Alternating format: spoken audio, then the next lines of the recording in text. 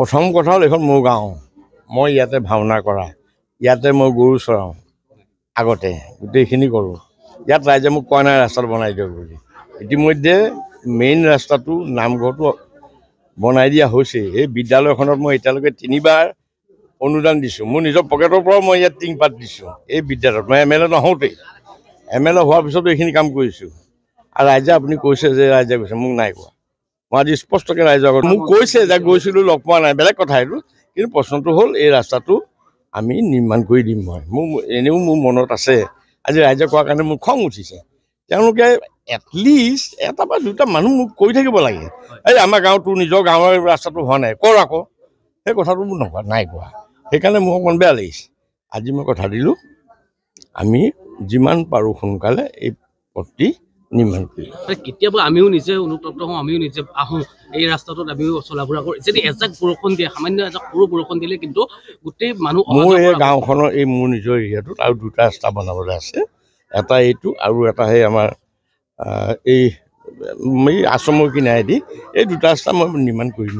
কিমান দিনৰ ভিতৰত আপুনি? সেইটো মই ক'ব নোৱাৰিম।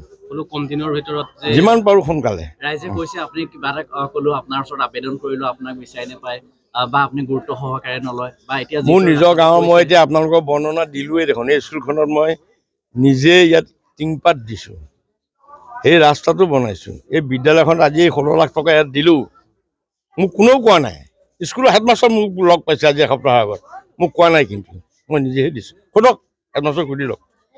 গতিকে মোৰ নিজৰ গাঁও হিচাপে দায়িত্বটো আছে, মই কৰি আছোঁ। আমি অকণমান তলত ৰাখি ৰাস্তাৰ সমস্যাটো প্ৰধান গুৰুত্ব সমস্যা হিচাপে লৈছোঁ আৰু এই বিষয়ে আমি তেখেতক আবেদন কৰা হৈছিল। আমি তেখেতক আমাৰ প্ৰতিলিপিও আছে, প্ৰতিলিপি দেখুৱাইছোঁ। তেখেতে কৈছে যে মোৰ হাতত তেনেকৈ আবেদন আহি পৰাহি নাছিল, কিন্তু আমি কৈছোঁ যে আমি ইয়াৰ আগতে আবেদন কৰিছোঁ, হয়তো আপোনাৰ অজ্ঞাতবশতঃ থাকি যাব পাৰে। আৰু আজিও আমি এখন আবেদন দিছোঁ আমাৰ জ্বলন্ত সমস্যা হিচাপে থকা JB ৰোডৰ পৰা সংলগ্ন আপোনাৰ গান্ধী আশ্ৰমলৈকে, যিটো আমাৰ প্ৰায় ইয়াতে 2500 পৰিয়াল আপোনাৰ একেলগে বসতি কৰি থকা এটা গাঁও, টাউনৰ পৰা জাষ্ট 3 কিলোমিটাৰ নিলগত থকা এটা অঞ্চল।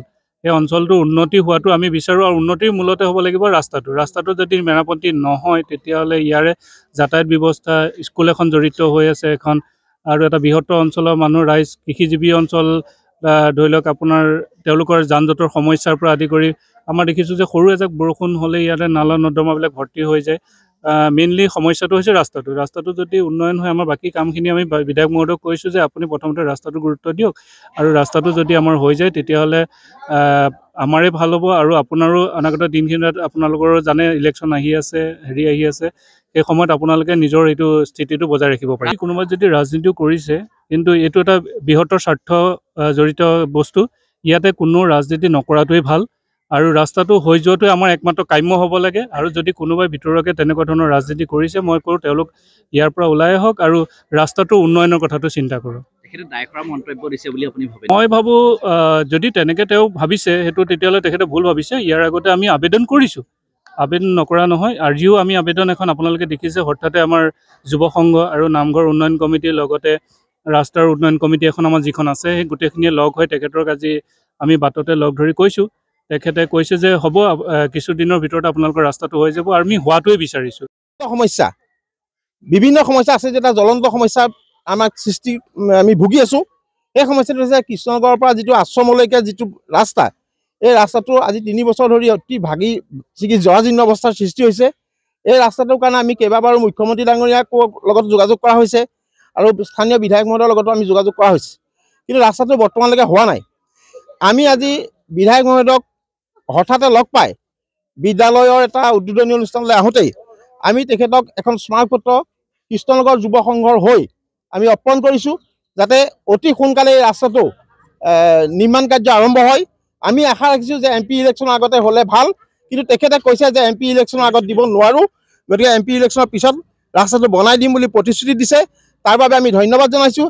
আশা কৰিম আগন্তুক দিনত এই ৰাস্তাৰ সম্পৰ্কে যাতে আমি স্থানীয় বিধায়কগৰাকীক পুনৰবাৰ ক'ব নালাগে, এই অনুৰোধ ৰাখি আমি আছে। এই ক্ষেত্ৰত আমি তেখেতৰ লগত যোগাযোগো কৰিছোঁ। তেখেতৰ হয়তো এখন নিজৰ গাঁৱে, যিহেতু তেখেতে কৈছে যে এইখন স্কুলত তেওঁ শিক্ষকো কৰিছে, কিন্তু কিবা কাৰণত, কিবা ৰাজনৈতিক কাৰণতো হয়তো থাকি যাব পাৰে।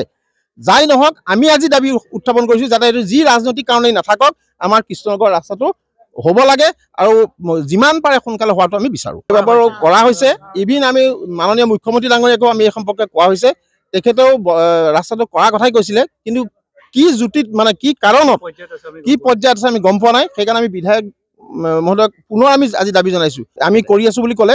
আৰু যিহেতু আমাৰ এখন স্কুলখন আছে, এই ল'ৰা ছোৱালীবিলাক আহে, ৰাস্তাটো অত্যন্ত বোকা, প্ৰায় একাঠো পানী হয়, যদি বৰষুণ দিয়ে একাঠো পানী হয় ৰাস্তাটোত, ৰাস্তাৰ চিন নাইকিয়া হয়, গতিকে সাংঘাতিক ধৰণৰ যিহেতু ভুগি আছে। আৰু এইটো একেবাৰে জ্বলন্ত সমস্যা এই অঞ্চলৰ, গতিকে এই স্কুলখনৰ উপৰিও অঞ্চলৰ বিভিন্ন ৰাস্তাৰ পৰা এইটো ৰাস্তাত মানুহ যায়।